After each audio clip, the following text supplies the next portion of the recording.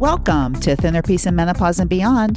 This is Dr. Deb Butler, Master Life and Weight Coach, and as always, your coach. Today is episode 107, and I'm sharing an interview that I did a few months ago, and it got such a huge response that I decided to share it with you because it's got so much good stuff in it. Stay tuned.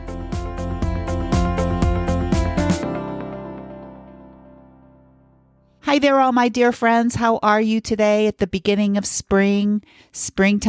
Like I said in my last podcast, it's the time to wake up. And I don't mean just wake up. I mean like wake up to what is going on in your brain on a regular basis that you're not aware of. We call that mindfulness, being able to see what thoughts are going on in our brain without any judgment. And that's called waking up. And hey guys, it's springtime. Let's wake up.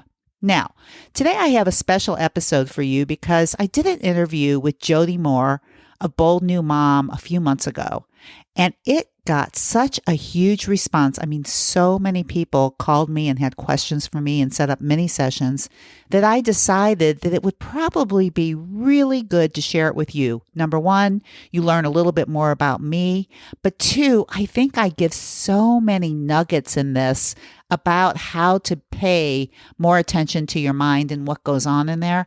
And Jody, you'll see, she is such a great interviewer. I think she brought out the best in me. So go ahead, sit back. This is a little bit longer than most of my podcasts, but I know it's me, so I can't say for sure, but I do think it really was an excellent interview, and I hope you get so much out of it. And stay tuned. I'll get back on at the very end of it and just share a few things with you before I say goodbye, so don't get off until you hear from me again. Enjoy. So, my good friend, Deb Butler, I'm so excited to have you on here for many reasons. I want to tell my listeners just a few reasons why I'm thrilled that you're here, and then I want to let you talk more than me. But I love, first of all, that you are an expert in weight loss. You are trained at the life coach school like I was, right? But you specialize in weight tools, which I love. And I know a little bit, I've taught a little bit on it, but nowhere near the depth that you have. Mm-hmm. So that's going to be fun. I'm excited for people to hear about that. The other reason I'm going to have Deb tell you guys more about herself in a minute, but I just want everyone listening to know, how long have you been a coach, Deb? I've been a coach for around 10 years now. Around 10 years. So yeah. I've been doing this almost 4 years, and Deb is a master coach at the Life Coach School. So she is highly trained. She even helps train other coaches like myself who are a little bit newer. So we're really fortunate to have her here today. Before we have her tell us more about herself, Deb, I was wondering if you could just start out and teach us maybe something about why the brain and what's happening in our minds is such an integral part of losing weight. Well, I think that's a good question because a lot of people think that the mind doesn't have anything to do with it, and all they really have to do is do the right things in order to lose weight, eat less and move more, which we all know that's what you need to be doing. Right. But what happens over years of eating for other reasons than physical hunger, the brain starts to become wired to believe that when there are emotions going on, the way to deal with emotions is by numbing them with food. So women who have been struggling with food for a really long time have this in their brain that whenever I'm feeling emotional, all I need to do is go and eat. And this becomes very automatic in the brain. And when women get into menopause, emotions get a lot stronger, and anybody in menopause knows that. But if what you've been doing your whole life up to this is believing that food will make you feel better, then this becomes a real problem. And one of the tools that I really love to teach, it's my favorite tool, and it seems so simple, and yet applying it, if your brain has been wired to believe that eating is going to help you feel better emotionally, the most simple tool I use is called the physical hunger scale. And I know many other different types of associations. I know Weight Watchers uses it because I used to be a lifetime Weight Watcher member. But the physical hunger scale basically just is, you can imagine a scale in your mind that goes from a -10 to a +10. And a -10, you're starving, and a +10, you're stuffed. And most of us can imagine that. And for myself, if I were giving you an example, I would say like a -10. I'm not sure if I've ever been a -10, but I know that I would probably be beyond cranky and I wouldn't be able to think, and I would probably want to hurt somebody. Hangry. It's called being hangry. Hangry. Have you ever been hangry before, Jody? Yes, I think I have. Yeah, I bet. But that -10, I mean, that's really what you call hangry. Mm-hmm. And then on the other spectrum is a +10, and +10 is stuffed. And my best example, I totally get a +10, is on Thanksgiving, I would be so stuffed that I would have to take my clothes off. Mm-hmm. So I don't know if anybody else has been in that situation where you either have to unzip your pants or take your belt off, take your clothes off. Oh, totally. You have to wear stretchy pants to Thanksgiving dinner. Stretchy pants. So, so that is the -10 to a +10. And there's a lot of numbers in between. And what I recommend when I'm working with women is that we want to start eating at a -2 and stopping at a +2.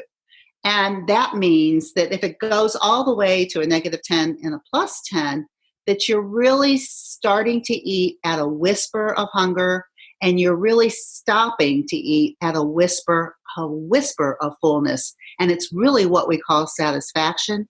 But for most of us, we don't know what satisfaction really is. We think a +8, a +9, a +10 is satisfaction. And it's really that, I think the fine-tuning of the scale, imagining it in your mind every single time you sit down to eat, is how hungry am I and how full am I? And the most interesting thing about this tool when you're in menopause is that the biggest thing about menopause is from the time that you're 20 till the time that you're 50, your metabolism decreases probably by about 30%. And what that would mean, that if you kept eating the same amount of calories at 20 years old and you kept eating that same way up until 50, you would have easily have gained 30 pounds without really changing anything other than eating the way you used to eat. And if you're listening and you really understand this physical hunger scale, then what happens is as your metabolism decreases, your appetite decreases. If you're paying attention to your hunger scale, you automatically start eating less, which is why not everybody in menopause gains weight. Now, I want to say for sure that there are exceptions to this rule, that when women get into menopause, sometimes it's just a hormonal imbalance. They never had a weight problem before.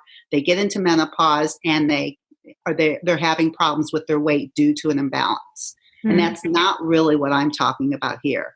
Okay. I'm talking about women who have been struggling their whole life with their weight, and then they get into menopause and it makes it harder than ever. And it's really a wake-up call. And if you understand the physical hunger scale, which you can learn at any time, to really understand what appetite really means, not what points are, like not how many points you can eat at a meal, or not how many calories you can eat at a meal, but when your body says feed me and when your body says stop feeding me is so much more accurate than any diet. Does that make sense? Yes, I love that. It sounds it's simple, but not easy, right? So Dr. Deb Butler here, you guys, today on the podcast, and you're talking about menopause because that is one of your areas of expertise, is you work with women who want to lose weight, who have been struggling for a long time, who are in menopause. You work with a lot of people losing weight, but that's one of your areas of expertise, right? No, absolutely. Before I have you teach us something else, could you tell my listeners a little bit more about who you are, what is your background, and what brought you to doing what you're doing today? Well, I am a chiropractor, and that's why I'm a doctor. And I practiced chiropractic full-time for 30 years and switched careers in about my 30th year of chiropractic and became a life coach. And the reason that I did that, and the reason that I ended up working with women in menopause, is because as a chiropractor, I knew everything there was to know about nutrition and consult people on it. And yet I had a consistent weight issue for 25 to 30 years. I was a lifetime Weight Watcher member. And what that meant, a lifetime Weight Watcher member, because somebody goes, oh, that means you were really successful. But really what a lifetime Weight Watcher member was for me was that I would go to Weight Watchers when it was time to lose weight, and I would stop when I got down to my goal weight. And my goal weight lasted a day. Dang it. A whole day, I hit and I stopped going until I gained my weight back, and then I would go back again. And I did that. I figure I must have lost and gained 250 pounds at least in my lifetime.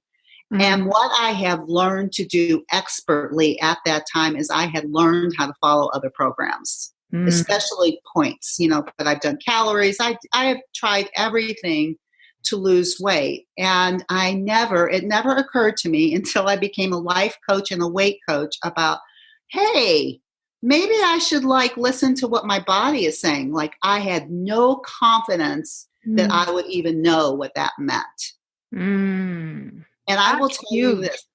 I will tell you this, Jody, because this is sort of funny, that when once I became confident and I became a weight coach, the hardest thing for me to do was to throw my lifetime Weight Watcher card away. It was the biggest moment of my life. Why is that, do you think? Because in my mind, and this is just a mind thing, is that as long as I had that card, I knew that anytime I needed to lose weight, I had a place to go because I had more confidence. This is just a thought process and this is just a mind game. But many women are like this. I had more confidence in Weight Watchers and that Weight Watcher card than I had in my own self. And that's just not only great work for your health and your weight and your body, but for yourself overall and your relationship with yourself, right? Your confidence. Confidence is the most important thing. And to think, I can't tell you how many brilliant women I work with. I mean, successful, brilliant women, doctors, lawyers, CEOs who have so much confidence in themselves in so many fields. And yet, when it comes to this issue, they feel like children again, and they feel like they need somebody to hold their hand and tell them what to do. And I will tell you really quickly, I went out to dinner with a bunch of brilliant, smart women, and the waiter brought a bread basket. And this is what these brilliant, smart women did. They said, don't put that bread basket next to me. And then they kept passing the bread basket because nobody wanted it next to them because they did not feel confident that they could trust themselves not to eat all the bread. So finally I said, pass the bread basket over to me. I'll hold it because I had confidence in myself. Oh my gosh, that's so great. And so now you don't have to keep losing that weight over and over again. You're just healthy. I haven't been on a diet in about 15 years now. 10 That's years. Awesome. It is so awesome. And you can hold the bread basket and not worry that you I can hold the bread basket or I can keep the dessert next to me. The saddest thing is that these women, and I was just like that, just move it away from me because, if it's too close to me, it's going to end up in my mouth. Mm-hmm. Like women have these belief systems when they've been struggling with weight their whole lives. Mm-hmm. They have this belief system that they can't trust themselves around certain foods. And if the foods are too close, they don't have any control. Mm. And if they've been doing that their whole lives, and then they hit menopause where emotions become a lot stronger, then it becomes more evident to them, but they think it's more of a problem. That's so fascinating. So help me out with this scenario, if you would. So one of the things that you were talking about earlier about just eating when there's a little bit of hunger and stopping when you're just a little bit full, just satiated, right? Mm-hmm. And listening to your body.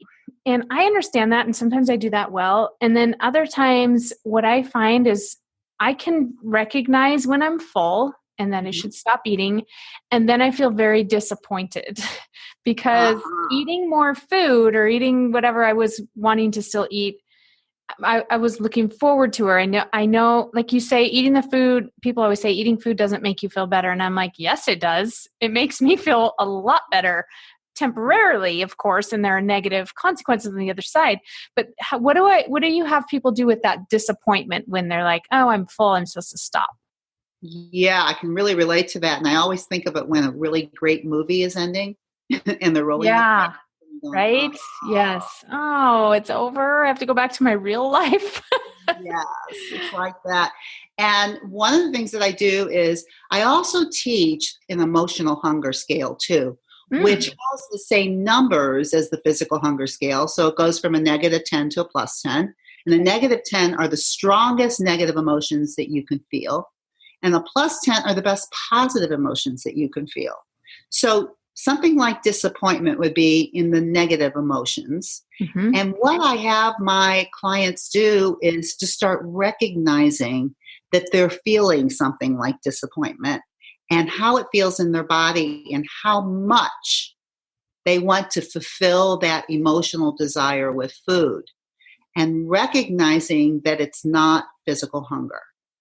So, since most people who come to me, they want to pay me money to help them. Mm-hmm. Right. So what I say to them is then the first thing that you have to do is you have to recognize what it is that you're thinking if you know you're not physically hungry. And the recognition that you're not hungry is the first step. Because even though you are recognizing that you're disappointed, Jody, Mm-hmm. you have to be able to say to yourself, but I know I'm not hungry. That step, because otherwise what the mind starts doing is mixing up disappointment and making it feel like it could be actual physical hunger. Yes, And, that's true. and for most women, that when they feel disappointment, for me, most of my negative emotions are around my stomach. Yeah. And so a lot of those physical negative emotions that are felt in the stomach can easily be confused for physical hunger if you're not being aware and you're kind of playing around.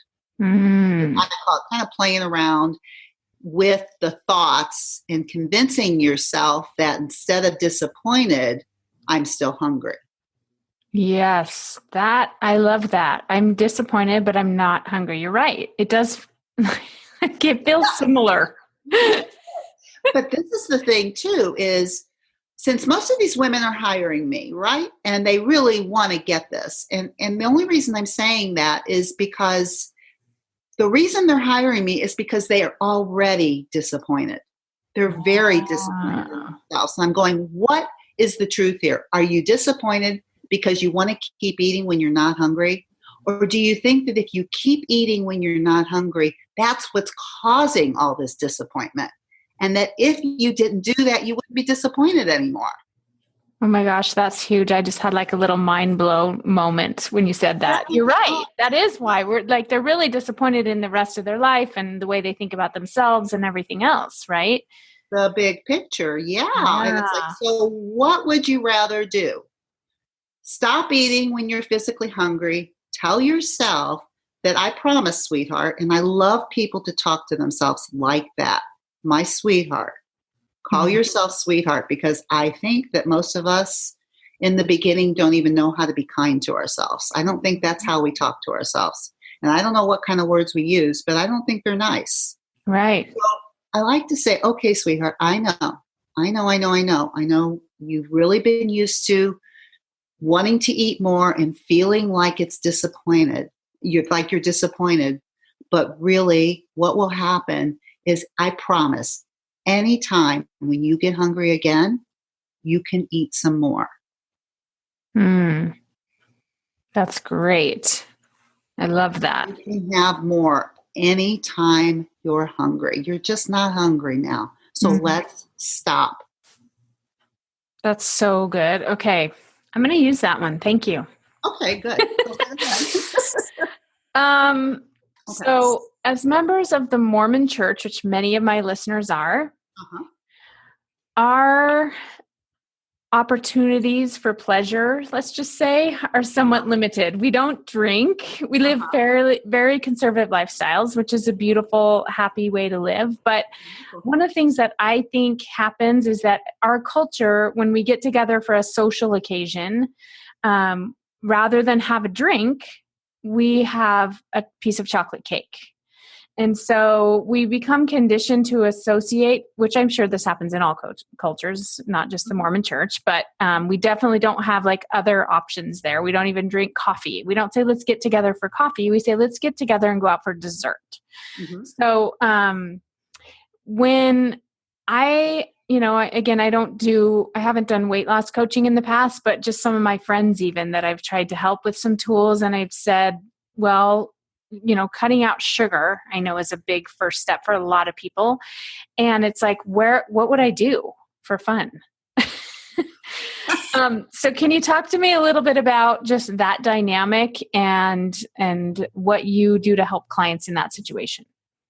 Well, I'm so glad you brought this up because probably one of my third favorite tools is the joy eating tool. And I think a lot of us, I don't really care who you are, but most of us tend to look for joy in all the wrong places. So to me, if you're eating and you're not paying attention to what you're eating, whatever it is, because I personally believe that you can eat whatever you want. And what I do teach my clients is that you can eat whatever you want too. And if you want a piece of cake, I think you should eat it. But here's the deal. It's how you eat it. So I think that if you're eating something and that is joyful to you and it's not a fuel food, so we distinguish the difference between something that's actually fueling your body, which probably isn't cake. Mm-hmm. But what cake has, it does, I think, have a joy factor to it. And I think that you can, if you want, be able to learn, and it is a learning process, that if you don't have a lot of mind chatter about what you shouldn't be eating, which makes you feel bad, which I'm thinking like, when people are passing bread baskets and passing the dessert and trying to get it away from them because they can't control themselves. Mm-hmm. What if you said, well, of course, if you would like to have some, go ahead, sweetheart, but really enjoy every single bite.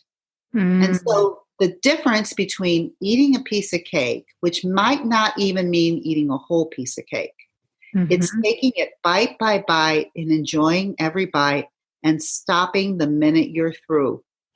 That is major to me and to so many people. I mean, probably one of the best tools I ever learned from myself was that you can eat whatever you want, but you've got to enjoy every single bite if there's no nutritional factor to it. That's good. Yeah, because otherwise we do it with like shame around it or something, and you're not even really tasting it because you're thinking all the thoughts about how terrible and you shouldn't be eating this. Is that what you're talking about? Yes, and it happens so many times. And for instance, shame is such a negative emotion, and it's so strong in the body that what it actually creates, the action of that can be eating even more than one piece of cake. And that's saying to yourself, totally, yeah, I can't control myself. You start proving things to yourself because you might have a belief system that you can't control yourself, say around cake. So I love to be able to show clients. I remember I had a client who had a problem with gooey butter cake. She said she just couldn't keep it in her house because if she did, she'd eat the whole thing. Another brilliant woman. I mean, brilliant, successful woman who tells me she can't go to the store and get gooey butter cake because she's going to eat gooey butter cake. That sounds delicious. What? You know what? I love gooey butter cake. Who knew there was such a thing? But you know what? I think that if you love gooey butter cake, I think if you would like to eat it, you can. But how much do you need? And when you start telling yourself all you need to do is just pay attention and every bite. And as soon as that factor is gone, you stop. And I will tell you, for myself and for many clients, it might just be 2 or 3 bites. Yeah. And you can easily stop, not because you have to, not because you're a bad girl, not because you can't, but because you don't want any more. I love that. I don't want it, period. And you give it back because you are done. And when and if you would like more, another day, another time, you will have it again. Mm-hmm. So good. Okay, good stuff. What else do you want to share? Well, I was thinking about, as we're talking about these tools, about why they're so important in menopause. Okay, tell me more about that. Yeah, because what I think is that the women that I work with, they've been struggling their whole life, which means they haven't had a good connection with their body in terms of just knowing when to eat and when to stop. And as simple as that sounds, most of the women that I work with have just been on diets to control their weight. So the only thing they know is a diet mentality, which means you eat according to what is being told to you. You do not listen to your body. That is out of the question because we know you can't do that. Mm-hmm. And so most of the women that come to me are either on or they're off. And what I want us to finally, I say us because I was right in the same category, is that there's no on or off. All you need to do is pay attention to your body. And in the beginning, that's the hardest part, is learning to pay attention. Learning to know your own physical hunger and to know your own emotional hunger, to know if you're feeling emotional when you're eating and that you're not physically hungry, or to know that you're physically hungry or you're too physically hungry, which makes you want food that normally you wouldn't want. You start to see yourself in a totally different way. But if you've been doing this your whole life, when you get into menopause and emotions get a lot stronger, what ends up in the mind is that I really can't control myself anymore because everything gets stronger. And what one thinks is they just need a better diet. Because when I went to Weight Watchers for my last time and I was in menopause, I wasn't losing weight the way I used to. And I thought right at that time, I can't do this anymore. I can't go and find another diet and figure out how to do this. I can't do it anymore. So you have to start listening to your body instead, you're saying? I started, by weight coaching, by working with a weight coach and being taught what I'm talking about now, that simple thing, like all I have to start doing is asking myself, as opposed to sitting down at a meal and going, okay, well, I've got 10 points. How am I going to use them? How am I going to use them? And boy, I'll tell you, there's some very interesting way to use those points. And when I used to go to Weight Watchers, they used to have all of these things that they would sell that they would call them one-pointers. Right. So if you would read the ingredients in them, you wouldn't understand what they are. Right. 1 point. And that's all I cared about was 1 point. Well, I could eat like 10 different things and get 10 points and they were all sweet.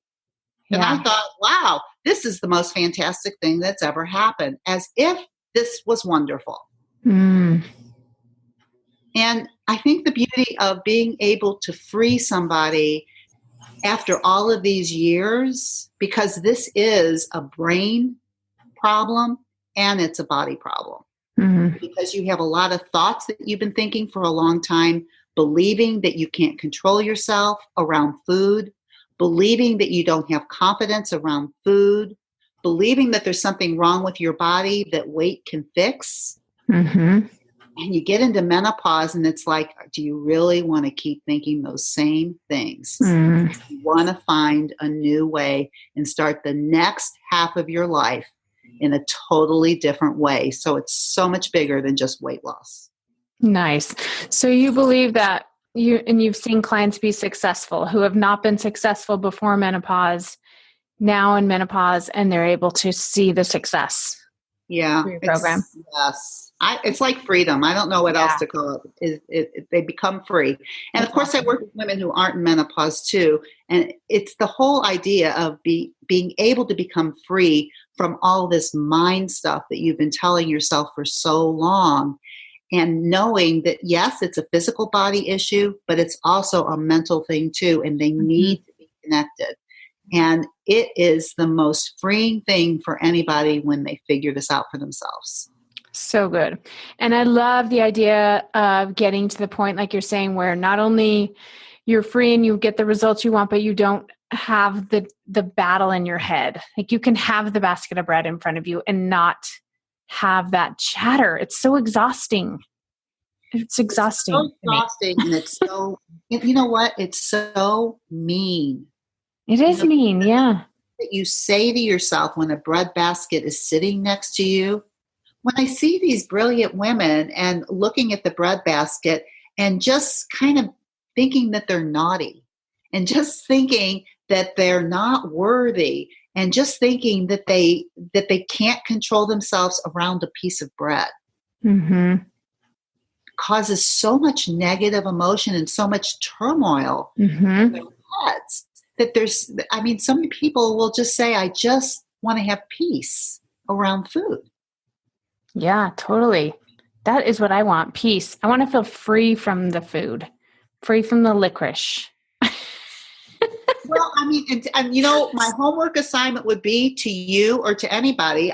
Certainly you can just go ahead and take it out of your diet forever if you want and not eat it. Or you can just say to yourself, of course you can have some, but you just want to take enough to really enjoy it. And how much is that really? If nobody puts any rules on you, if there's no rules and you can have it again whenever you want. That is so much better. Absolutely. And the other thing, and I don't know if this is something you teach, but I find that I can get so hyper-focused on what I shouldn't be eating.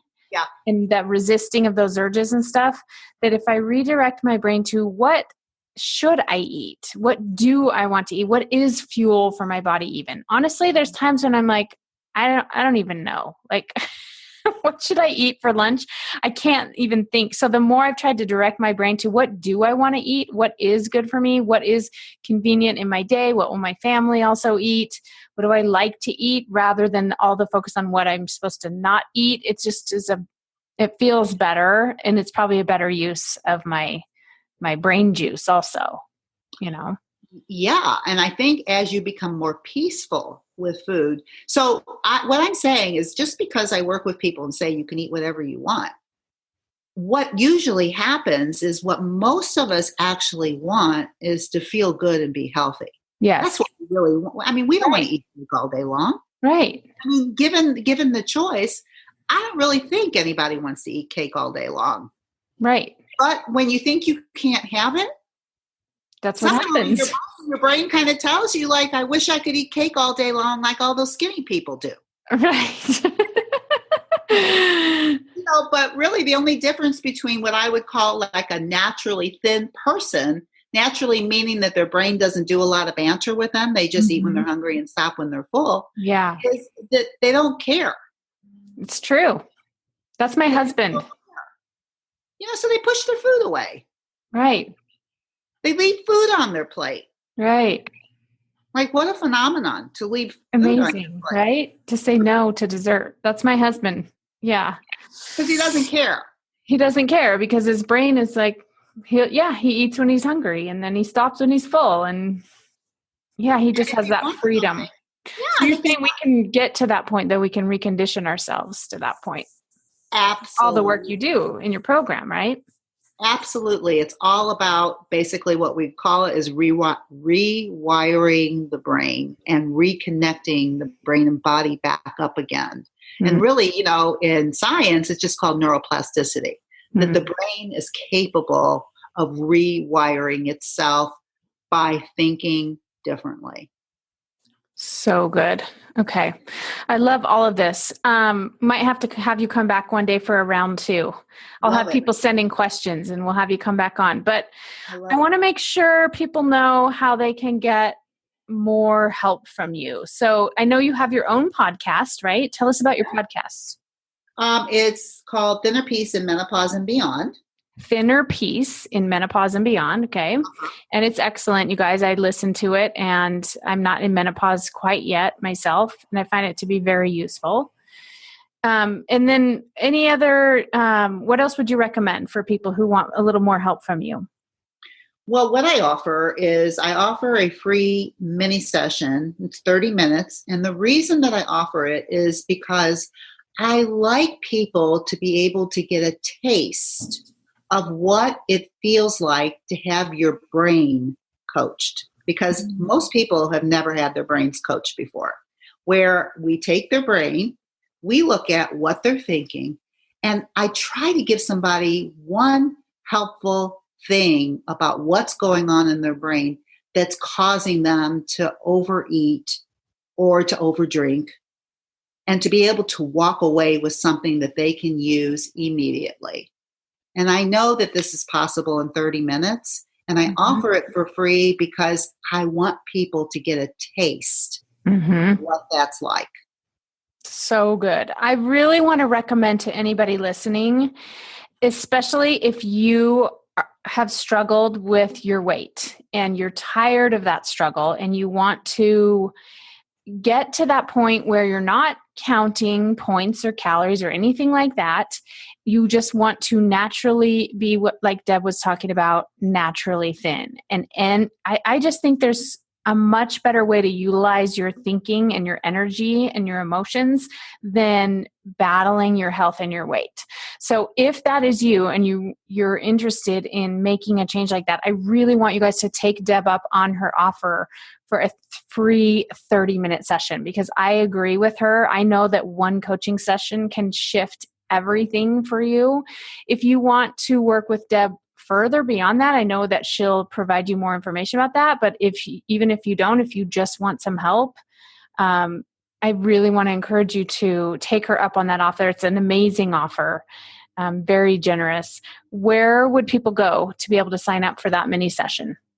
They can go to drdebbutler.com/work with me. Okay. And we'll put a link to that in the show notes. Great. Of the podcast. So you can check out the show notes, you guys. Now, are these something that people can just do anytime, or what's your availability? No, I only offer 3 30-minute sessions a week, and they get filled up pretty quickly. Okay. But so, if you want it.